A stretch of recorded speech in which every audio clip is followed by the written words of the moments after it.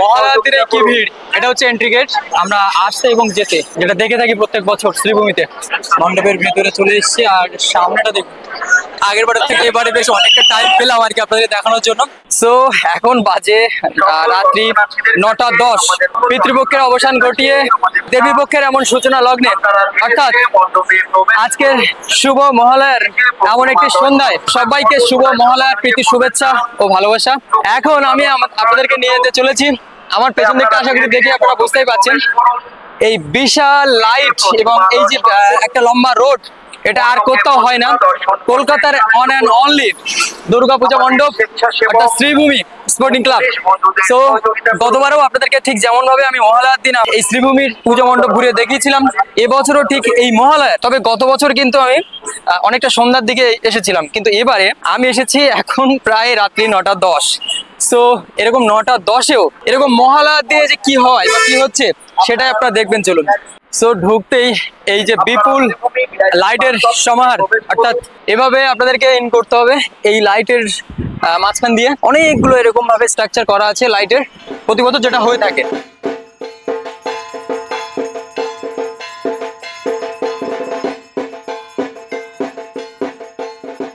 বেশি দেরি না করে চলুন সরাসরি আমরা এবার মণ্ডপে প্রবেশ করব।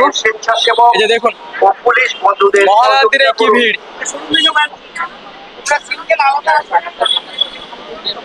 এই যে দেখতে পাচ্ছেন।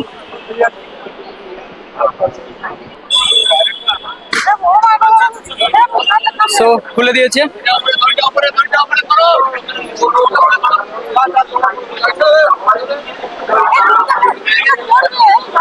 অবস্থাটা দেখুন একবার।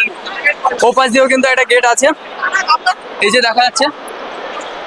সো আপনারা কিন্তু একেবারে হাত ধরে রাখবেন। প্রতি বছরের মতো একই ব্যাপার, একই ভিড়। আর মহালয়া থেকে এই অবস্থাটা দেখুন। ওয়াও, লাইটিংটা কিন্তু এখান থেকে এই বছর আরো বেশি চমৎকার। মানুষের ভিড়টা দেখুন মহালয়ার দিন।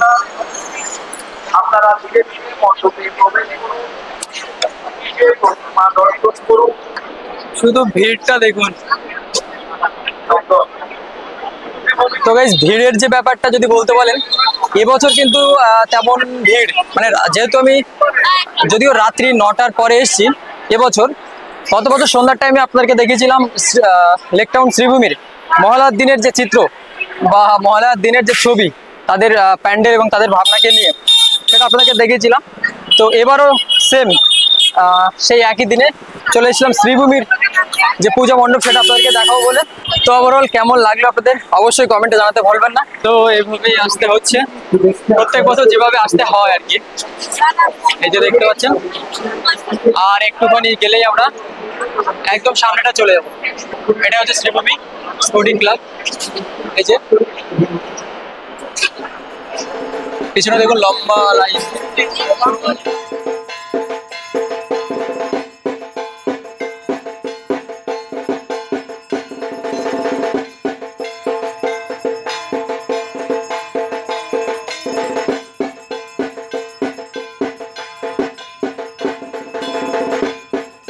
শ্রীভূমি স্পোর্টিং ক্লাবের 2025-এর থিম আপনাদের কেমন লাগলো অবশ্যই কমেন্টে জানাবেন।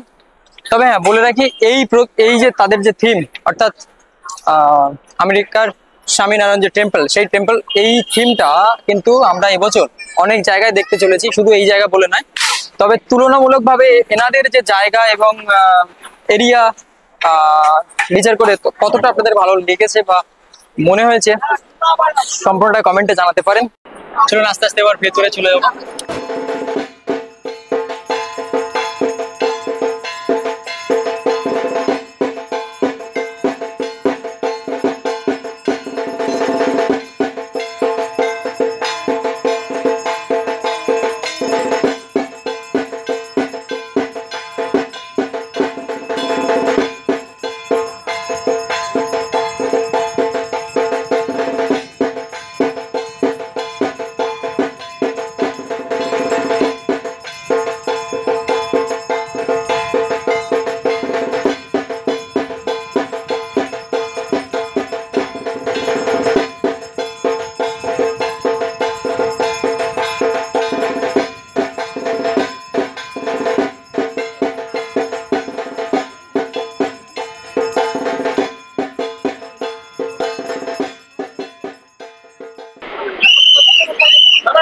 তো আমরা এবার বাইরে বেরোবো। বেশ আগের বারের থেকে এবারে বেশ অনেকটা টাইম পেলাম আর কি আপনাদের দেখানোর জন্য। তো কেমন লাগলো আপনাদেরকে অবশ্যই জানাবেন। আস্তে আস্তে আমরা এবার কিন্তু বাইরে বেরিয়ে আসছি। এটা হচ্ছে এক্সিট, দেখুন সবাই এভাবেই আস্তে আস্তে বেরিয়ে আসছে। এদিকে সরাসরি কিন্তু আমাদের এবার বেরিয়ে যেতে হবে। তো চলুন যেতে যেতে আরও কিছু লাইটের চমক আছে আর সেগুলো আপনাদেরকে দেখিয়ে এখানেই আজকে শেষ করব। তো গতবারের তুলনায় এবারে কিন্তু অনেকটাই মনে হচ্ছে যে একটু ভিড় কম, যদিও এখন রাত্রি 9টা মানে 10টা বাজতে যায়। এই যে দেখতে পাচ্ছেন এবার আমরা এটা দিয়ে কিন্তু এক্সিট হবো, অর্থাৎ আপনাদের সেই প্রস্তুতি পর্বে যেমনটা দেখেছিলাম মানে একদম সেই ওয়াচ টাওয়ারের সামনেই কিন্তু আমরা চলে যাব। এবং এটাও কিন্তু এই যে এক্সিট পয়েন্টটা মানে এক্সিট রোডটা যেটা আমাদের প্রস্থানটা, সেটাও কিন্তু খুব সুন্দরভাবে সাজা, যেটা আমরা জানি প্রত্যেক বছর।